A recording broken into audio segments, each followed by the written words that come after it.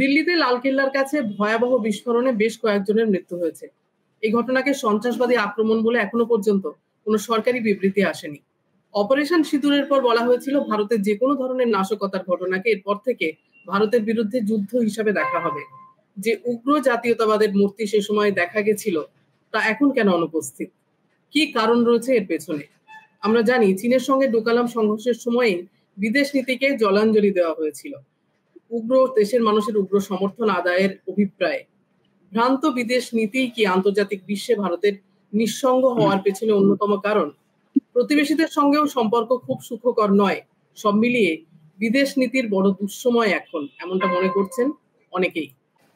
সুদীপ্তদা, এই যে পরিস্থিতির মধ্যে এই মুহূর্তে আমরা জানি যে দিল্লিতে যে ধরনের ঘটনা ঘটলো এবং যে কথা আমি বললাম যে বলা হয়েছিল যে কোনো ধরনের নাশকতার ঘটনাকে ভারতের বিরুদ্ধে যুদ্ধ হিসেবে ধরা হবে, সেখান থেকে আজকে এই পরিস্থিতি কে আপনি কিভাবে ব্যাখ্যা করবেন? আপনার নজরে কি মনে হচ্ছে?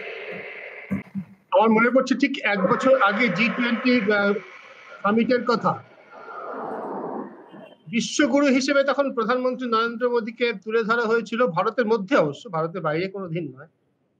এবং সেটা ছিল গত বছর লোকসভা নির্বাচনের ঠিক আগে ভারতের প্রধানমন্ত্রী নরেন্দ্র মোদীর একটা অতি পুরানো ফাঁপানো বিরাট মূর্তি জনসাধারণের সামনে পেশ করা হচ্ছিল। এই জমানাতে, নরেন্দ্র মোদীর জমানাতে আমরা বারবারই বিদেশ নীতিকে দেখেছি দেশের মধ্যে উগ্র জাতীয়তাবাদ জাগিয়ে তোলার জন্য ব্যবহার করা হতো, যার জন্য বারবার আমরা আলোচনা করছি এটা প্রতিষ্ঠিত সত্য। 2000 সালের গ্রীষ্মকালের পর চীন ভারতের বেশ কয়েক হাজার বর্গ কিলোমিটার জমি দখল করে রেখেছে, কিন্তু প্রধানমন্ত্রী নরেন্দ্র মোদী বললেন আমরা 1 ইঞ্চি জমি কারোর কাছে ছাড়িনি। ফলে ভারতের সঙ্গে এখন চীনের আলোচনা হলেই চীন বলে যে আপনাদের প্রধানমন্ত্রী তো বলেছেন কোন জমি আমাদের দখলে। এই যে অভ্যন্তরীণ দেশের মধ্যে উগ্র জাতীয়তাবাদ জাগিয়ে তোলার জন্য বিদেশ নীতিকে ব্যবহার করা, আন্তর্জাতিক স্বার্থকে জলাঞ্জলি দেওয়া, এটা হচ্ছে নরেন্দ্র মোদী সরকারের বিদেশ নীতির একটা বৈশিষ্ট্য। আমার মনে হয় সফি, আমরা তারই প্রতিফলন দেখছি। এইবার G20 সামিটে প্রধানমন্ত্রী নরেন্দ্র মোদী যাচ্ছেন, কিন্তু পহলগাম কাণ্ডের পরে যেভাবে ডোনাল্ড ট্রাম্প, মার্কিন প্রেসিডেন্ট, 68 বার না কতবার এখনো পর্যন্ত বলেছেন যে তিনি এই যুদ্ধ থামিয়েছেন। তার কাছে পাকিস্তানের সেনাপ্রধান অত্যন্ত প্রিয় মানুষ, নরেন্দ্র মোদীকে বারবার প্রিয় বন্ধু বলে উল্লেখ করছেন, কিন্তু ভারতের জন্য 1 ইঞ্চি জমিও তিনি ছাড়েননি, 1 ইঞ্চি, না স্ট্র্যাটেজিক ক্ষেত্রে না বাণিজ্যের ক্ষেত্রে। এই অবস্থায় ভারত নিঃসঙ্গ। মুখে মুখে যতই বড় বড় কথা বলা হোক, ভারতের বিদেশ নীতি যথেষ্ট চাপের মুখে। গৌতম দা, আপনি কিভাবে দেখছেন? আপনার কাছে এর কি ব্যাখ্যা? প্রথম তো আমি বলবো যে দিল্লির যে বিস্ফোরণ, সেটাকে কিছুতেই এখনো পর্যন্ত ভারত সরকার সত্যি সন্ত্রাসবাদী আক্রমণ বলে আখ্যা দেয়নি, এবং কতগুলো of the record government sources বলে কিছু খবর বিভিন্ন জায়গায় প্রচার করা হচ্ছে যে সেটা হচ্ছে যে এটা এক ধরনের একটা প্রায় দুর্ঘটনাজনিত একটা বিষয়। এমনকি আজকে আমরা দেখলাম যে হরিয়ানা পুলিশ তারা একটা বিবৃতি দিয়ে জানিয়েছে যে সংবাদ মাধ্যমে এতকাল বলা হচ্ছিল যে প্রায় 2500 টনের বেশি যে বিস্ফোরক পদার্থ যে উদ্ধার করেছিল তার সঙ্গে এটার একটা যোগ আছে, কিন্তু দেখা গেল যে আজকে তারা জানাচ্ছেন যে ওটা আসলে আতশবাজির মশলা ছিল, ওটা নাকি RDX নয়। এমনকি এখানের ক্ষেত্রেও RDX যে বিস্ফোরণ ঘটেছে তার কোনো প্রমাণ কিন্তু নেই, কারণ এই ধরনের বিস্ফোরণের যে প্রমাণ থাকে সেসব কিন্তু পরে কিছুই এখনো পাওয়া যায়।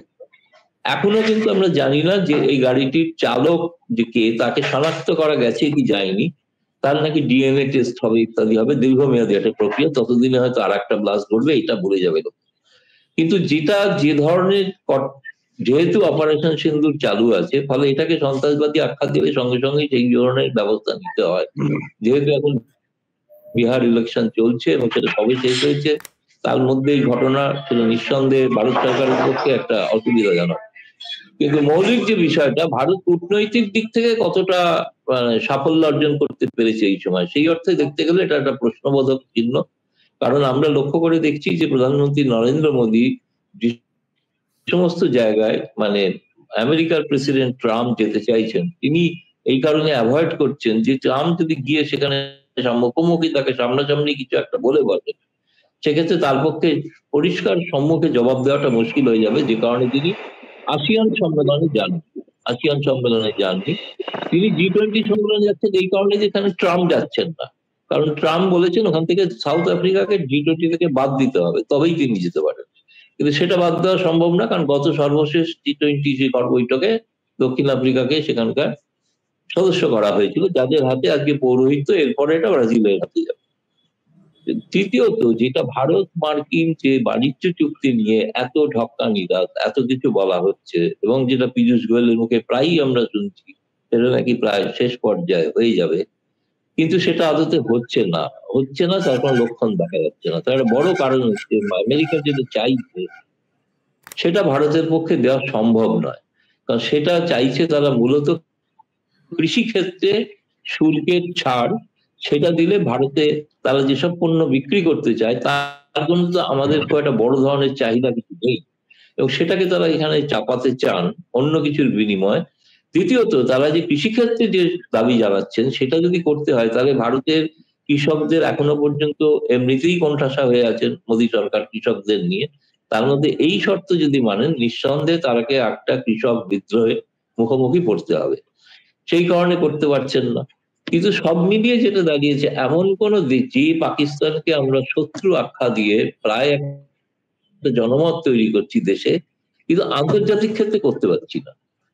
আন্তর্জাতিক ক্ষেত্রে আমরা দেখছি পাকিস্তানের প্রধানমন্ত্রী নন, পাকিস্তানের সেনা প্রধান, তাকে ট্রাম্প দুবার আহ্বান করে তাকে হোয়াইট হাউসে লাঞ্চ খাওয়াচ্ছেন, এবং তিনি ফিরে গিয়ে তিনি যা যা বলছেন, যে ধরনের তার শক্তি সঞ্চয় করেছেন, এবং সেটার কারণে কিন্তু তাদের মনে হচ্ছে যে ভারতের, ঠিক যদি মনে করি আমরা মুম্বাই হামলা যখন হয়েছিল 26/11, সেই সময় কিন্তু ভারত কূটনৈতিকভাবে পাকিস্তানকে কোণঠাসা করে দিতে পেরেছিল গোটা বিশ্বের কাছে।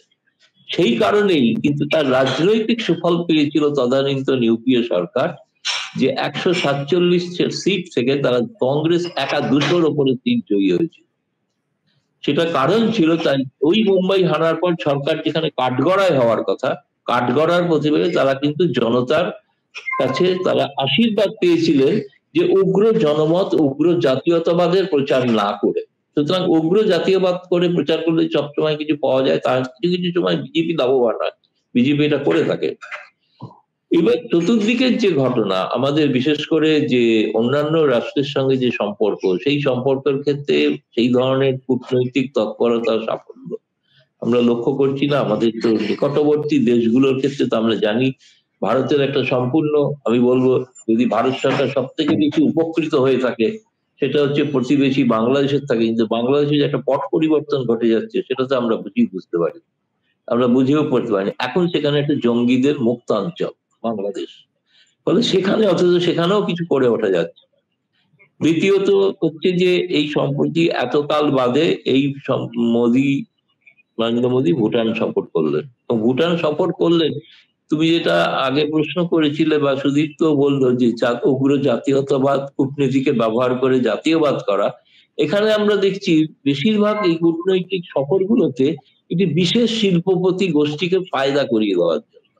কারণ ওই ভুটানের যে চুক্তিগুলো ঘটেছে, আমাদের বৃহৎ জলবিদ্যুৎ কেন্দ্রের চুক্তিটি পাচ্ছেন স্বয়ং আদানি। তো ফলে আদানির কারণে সফর কি, নাকি ভারতের সঙ্গে ভুটানের সম্পর্ক উন্নত করার জন্য সফর, সেইটা কিন্তু খুব স্পষ্ট নয়। এবং ভুটান অনেকদিন থেকেই কিন্তু ভারতের উপর নানা ধরনের নতুন নতুন নিষেধাজ্ঞা চাপাচ্ছে, সেটা কিন্তু সবাই জানে যে ভুটানে সফর করতে গেলে এখন একটা আগে কিছু করে লাগতো না, এখন বাড়তি একটা শুল্ক দিতে হয়, ট্যাক্স দিতে হচ্ছে, সেটা বাড়তেও পারে। ভুটান পররাষ্ট্র নীতি বা বিদেশ নীতি ভারতের সঙ্গে পর্যালোচনা করতে চাইছে। সেই সব বিষয় থেকেও যেটা আমার কাছে মনে হচ্ছে, যেমন নেপালের ক্ষেত্রে, শ্রীলঙ্কার ক্ষেত্রে, মালদ্বীপের ক্ষেত্রে সব ক্ষেত্রেই একটা জটিলতা তৈরি হয়েছে, কিন্তু যেগুলো শুধরাবার চেষ্টা হচ্ছে।